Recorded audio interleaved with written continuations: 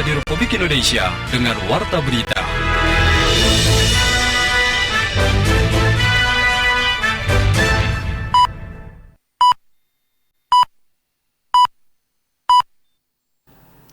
Tanda waktu tepat pukul 7 waktu Indonesia Barat.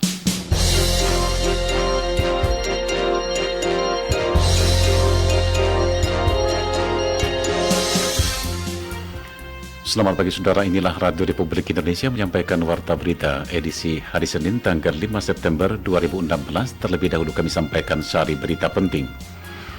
Arab Saudi menyatakan ingin melakukan investasi ekonomi secara besar-besaran atau mega investasi di Indonesia. Amerika Serikat berjanji membantu Turki mengajukan para pelaku kudeta militer ke pengadilan. Itulah di antara berita-berita yang segera kami sampaikan. Inilah Warta Berita selengkapnya. Saya Ardian Majid Kobat.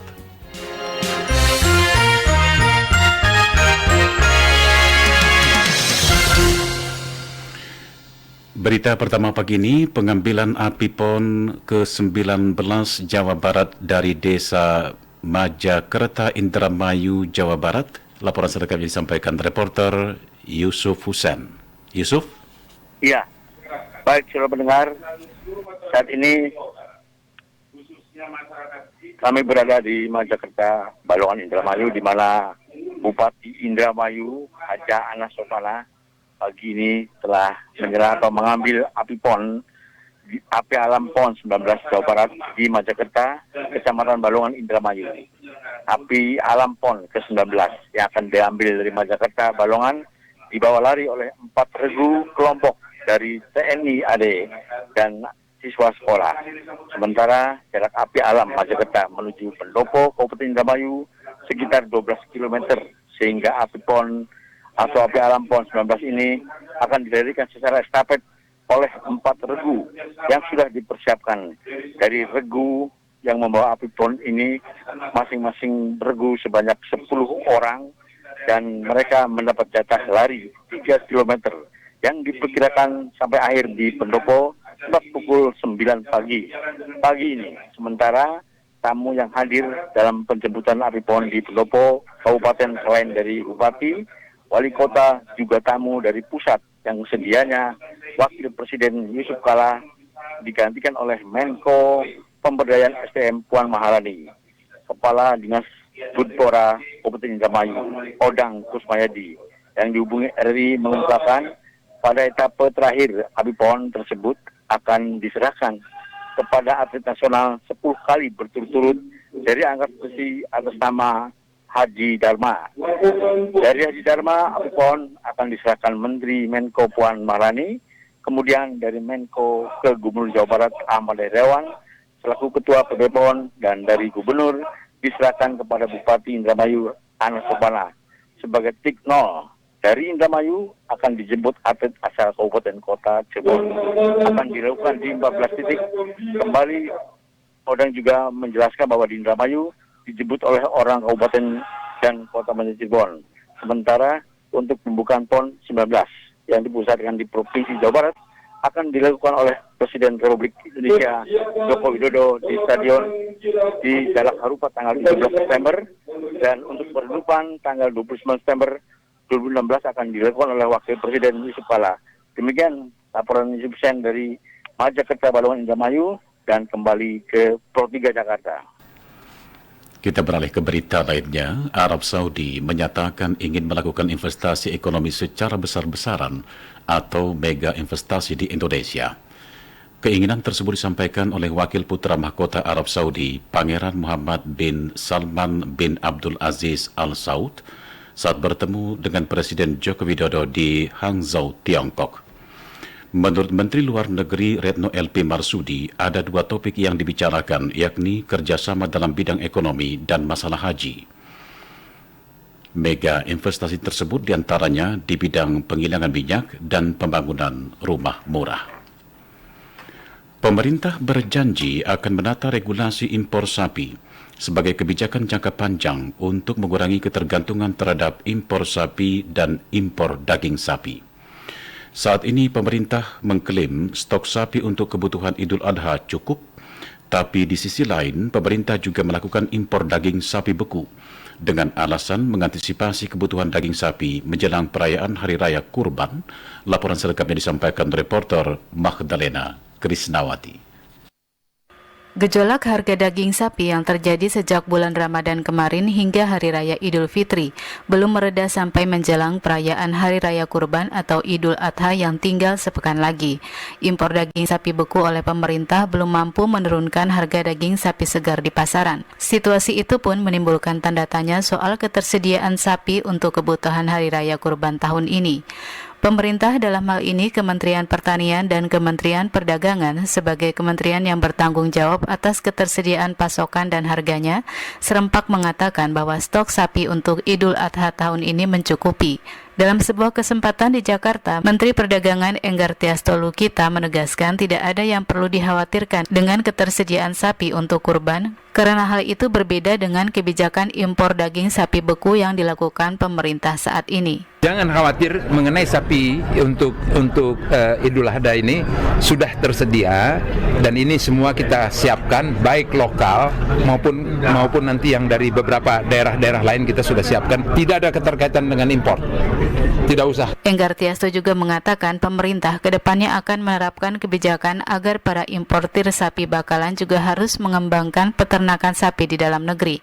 Dengan kebijakan ini diharapkan Indonesia tidak bergantung lagi pada impor daging sapi beku, apalagi mengingat kebiasaan masyarakat yang lebih menyukai daging sapi segar daripada daging sapi beku. Syaratnya adalah jadi peternak sapi. Jadi sapi bibitan dan itu dari daging dan susu. Ya, berapa yang you mau bikin range-nya, berapa bikin sapi bibitnya, berapa you mau bikin ternaknya. Sejauh ini tidak ada data yang akurat seberapa banyak sebenarnya kebutuhan sapi di seluruh Indonesia dan berapa stok yang tersedia untuk kebutuhan hewan kurban tahun ini. Kementerian Pertanian mengklaim setiap tahunnya ada sebanyak 2,8 juta hingga 3 juta sapi lokal siap potong termasuk sapi yang digunakan untuk hewan kurban. Meski demikian, untuk mengantisipasi meningkatnya permintaan daging sapi di masyarakat selama Hari Raya Idul Adha, Menteri Pertanian Amran Sulaiman menyatakan akan mendatangkan 10.000 ton daging sapi beku impor yang sebagian sudah masuk ke Indonesia. Menurut Amran, untuk mengatasi persoalan harga daging sapi ini, salah satunya adalah memotong rantai pasok yang panjang yang selama ini menyebabkan harga daging sapi mahal. Ini kan persoalan sudah puluhan tahun. Kita mencoba memotong rantai pasok dengan memangkas regulasi-regulasi yang bisa menghambat untuk menekan harga sebagaimana arahan Bapak Presiden. Ke depan insya Allah bisa harganya lebih baik. Persoalan daging sapi mulai dari stok hewan ternak, rantai distribusi hingga harga yang sampai ke konsumen masih menjadi pekerjaan rumah pemerintah yang harus dituntaskan. Sesuai dengan cita-cita untuk mencapai kemandirian pangan, sudah saatnya mencari solusi yang cepat dan tepat untuk memenuhi kebutuhan daging sapi yang cukup tinggi di masyarakat. Solusi yang dibutuhkan adalah solusi untuk jangka panjang, bukan solusi jangka pendek yang cenderung mengandalkan impor. Dinas Pertanian Kabupaten Klaten, Jawa Tengah menyatakan akan mengerahkan tim untuk melakukan pengawasan hewan kurban. Laporan selengkapnya disampaikan reporter Adam Sutanto.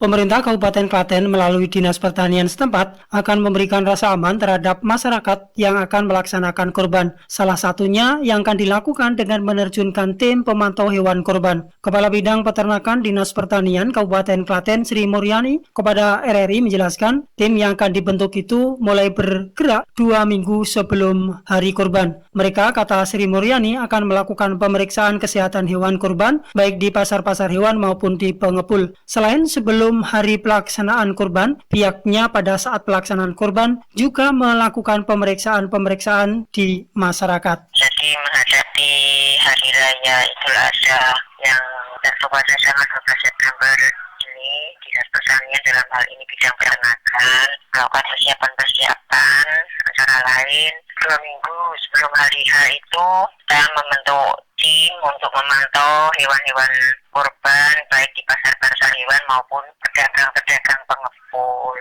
Ia juga mengatakan jika masyarakat menemukan cacing pada hati hewan kurban untuk tidak dikonsumsi. Disinggung tentang kebutuhan hewan kurban di Klaten saat ini, kembali ia menjelaskan di Klaten cukup terpenuhi, bahkan dikirim ke DKI dan juga Jawa Barat. Saudara Bupati Banyuasin, Yan Anton Ferdian, tiba di gedung Komisi Pemberantasan Korupsi KPK Jakarta Selatan sekitar pukul 22 waktu Indonesia Barat kemarin.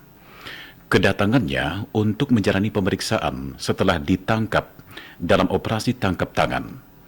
Saat tiba di gedung KPK, Yan Anton mendapat pengawalan ketat dari penyidik KPK dan aparat kepolisian. Kepada wartawan, Yan Anton menyatakan khilaf dan mohon maaf. Yan Anton ditangkap dalam operasi tangkap tangan di Sumatera Selatan dan dibawa ke Jakarta oleh penyidik KPK setelah menjalani pemeriksaan di Dirkrimsus Polda Sumatera Selatan. Kepala Badan Narkotika Nasional Komisaris Jenderal Budi Waseso menginginkan kebijakan Presiden Filipina Rodrigo Duterte diterapkan di Indonesia dalam memberantas narkoba. Dalam keterangannya di Sukabumi, Komisaris Jenderal Budi Waseso mengemukakan jika kebijakan seperti itu diterapkan, maka bandar dan pengguna narkoba akan mengalami penurunan. Menurutnya, tindakan tegas seperti itu harus dilakukan. Jika tidak, pemberantasan narkoba akan sulit dilakukan. Warta berita ini disiarkan oleh Radio Republik Indonesia. Dari 11.262 sampel obat tradisional yang diuji Balai Besar Pengawasan Obat dan Makanan di Pekanbaru, sebanyak 19,41% tidak memenuhi syarat. Laporan selengkapnya disampaikan reporter Kulem Siregar. Dari 11.262 sampel obat tradisional yang diuji Balai Besar Pengawas Obat dan Makanan BPOM Pekanbaru pada tahun 2011, sebanyak 19,41% tidak memenuhi syarat. Kepala BPOM Pekanbaru Indra Ginting menjelaskan, masyarakat perlu dilindungi dari hal yang merugikan kesehatan sebagai akibat dari pembuatan obat tradisional yang tidak memenuhi syarat mutu serta untuk menjamin keamanan, mutu dan kemanfaatan obat tradisional yang dikonsumsi masyarakat. Pihaknya bersama Dinas Kesehatan terus mendorong pelaku usaha obat tradisional agar melakukan proses pembuatan yang higienis dan menggunakan jamu yang tidak berisi bahan kimia obat. Pihaknya bersama Dinas Kesehatan terus mendorong pelaku usaha obat tradisional agar melakukan proses pembuatan yang higienis dan menggunakan jamu yang tidak berisi bahan kimia obat. Menurutnya, usaha jamu gendong UJG dan usaha jamu racikan UJR merupakan pelaku usaha yang menggunakan jamu pabrikan dan jamu racikan yang langsung diajarkan kepada masyarakat, tidak memerlukan izin tetapi harus terdaftar untuk melaksanakan usahanya. Namun para pelaku usaha perlu didata dan dibina. Mana ada, nggak pernah kita luput dari pengawasan. Pengawasan kita itu mulai Januari sampai Desember. Pengawasan terhadap obat, makanan, kosmetik, dan bahan berbahaya. Itu dari Januari sampai Desember. Jadi rutinitas tetap kita lakukan. Kalau ada temuan kita angkat, begitu. Itu memang tugas kita. Rutin, terus setiap bulan ada. Ini tadi baru rapat kita evaluasi. Sementara Kepala Dinas Kesehatan Provinsi Riau, Andra Sapril, mengatakan salah satu pembinaan yang tepat dilakukan dengan memberikan pembekalan dan pemetaan UJG dan UJR. Dia menjelaskan bahwa obat tradisional Indonesia juga merupakan bagian dari budaya bangsa sejak berabad lalu dan penggunaannya berdasarkan pada pengetahuan empiris. Dari luar negeri diberitakan Amerika Serikat berjanji untuk membantu Turki mengajukan para pelaku kudeta militer ke pengadilan. Pernyataan itu dikemukakan Presiden Amerika Serikat Barack Obama ketika melakukan pembicaraan dengan Presiden Turki Recep Tayyip Erdogan di sela-sela konferensi tingkat tinggi G20 di Tiongkok. Negara Paman Sam bertekad membantu investigasi dan memastikan komitmen Amerika Serikat terkait persahabatan kedua negara kepada Presiden Recep Tayyip Erdogan. Meski memberikan janji, Barack Obama tidak menyebut nama ulama Fethullah Gulen yang dituduh Turki sebagai pelaku kudeta militer yang gagal pada tanggal 15 Juli lalu. Saudara, komentar Radio Republik Indonesia pagi ini menyoroti impor sapi. Selengkapnya disampaikan Agung Susatyo. Selamat pagi. Pemerintah kembali mengimpor daging sapi dalam jumlah yang cukup besar menghadapi Hari Raya Idul Adha yang sudah di ambang pintu. Ketika pemerintah mengimpor daging sapi menjelang Idul Adha ini, nampaknya tidak banyak ditanggapi seperti halnya pada saat Idul Fitri, meskipun harga daging sapi saat ini tidak jauh berbeda dengan saat Idul Fitri. Toko tani yang pernah digaungkan untuk mempersingkat jalur distribusi yang diduga menyebabkan semakin mahalnya harga daging sapi akibat panjangnya mata rantai perdagangan, kini pun tidak terdengar lagi gaungnya, meskipun pemerintah dalam hal ini, Menteri Pertanian dan Menteri Perdagangan terus bertekad memperpendek mata rantai perdagangan daging sapi. Sorotan terhadap dua kementerian ini tidak akan ada habisnya tatkala dihadapkan pada masalah mahalnya harga daging sapi yang belum sampai pada tahap pemenuhan keinginan Presiden, yakni Rp80.000 per kilogram. Jika kita tengok kembali ke belakang tentang keinginan atau bisa jadi dianggap instruksi Presiden tentang harga daging sapi yang selayaknya untuk Indonesia itu, tentunya ada keyakinan bahwa Presiden dan juga para pembantunya mengetahui di mana permasalahan sesungguhnya dan bagaimana pendalaman yang dilakukan oleh KPPU dalam hal persaingan usaha. Cukup menarik ketika Apindo juga bersuara tentang kemungkinan ketidakakuratan informasi yang didapat pemerintah yang seharusnya ditelusur dari hulu. Hitung-menghitung tentang harga sapi dalam keadaan hidup hingga dipasarkan dalam bentuk daging tidak kurang dilakukan. Jumlah sapi di setiap provinsi dan kantung-kantung peternakan sapi sampai pada sinyalemen kartel pun tidak kurang informasi. Tetapi daging sapi impor tetap harus dilakukan untuk memenuhi kebutuhan. Akankah ini menjadi pekerjaan rumah sepanjang masa bagi Menteri Pertanian dan Menteri Perdagangan? Sampai kapankah solusi yang tepat untuk pemenuhan daging sapi di Indonesia ditemukan? Sudahkah sederetan alternatif solusi mulai dari impor sapi bakalan, sentra penggemukan, regulasi ketentuan impor sapi dan daging sapi menjadi efektif? Masyarakat peternakan sapi yang hanya memiliki 1 atau 2 ekor sapi sejak dahulu menganggap bahwa sapi yang dimiliki ibarat tabungan yang akan dibuka tatkala ada kebutuhan, dan mereka cukup sabar jika menginginkan harga yang tinggi pada saatnya, yakni menjelang hari raya. Bagaimana dengan peraturan-peraturan impor? Sudahkah pemerintah memperketat ketentuan-ketentuan agar pengimpor tidak menjadi penentu jumlah pasokan dan macam daging yang diimpor? Misalnya, memperkecil kandungan lemak dalam kemasan tanpa harus menaikkan harga lagi. Jika mengurangi mata rantai distribusi dengan memberdayakan Bulog kembali, sudahkah dipenuhi kebutuhan cold storage di daerah-daerah pengkonsumsi daging sapi yang besar? Sejumlah pertanyaan nampaknya belum seimbang dengan sejumlah upaya yang dilakukan oleh Kementerian Perdagangan dan Kementerian Pertanian, karena ujung-ujungnya masih saja impor dan harga mahal. Kita berharap Kementerian Pertanian dan Kementerian Perdagangan serta Kementerian Hukum bersatu padu mengatasi permasalahan harga dan impor daging sapi agar tidak selamanya menjadi pekerjaan rumah bagi Menteri Pertanian dan Menteri Perdagangan, siapapun menterinya. Demikian komentar. Sekian warta berita produksi Radio Republik Indonesia.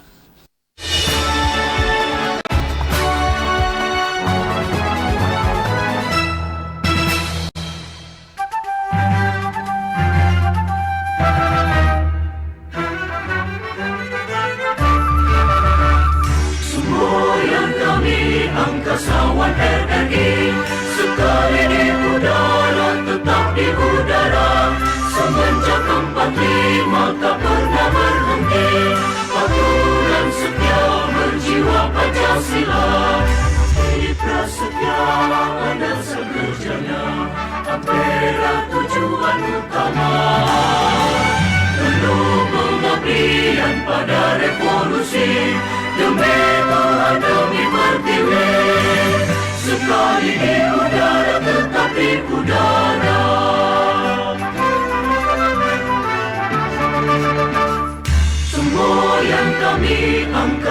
Kesatuan RRI, sekali di udara tetap di udara.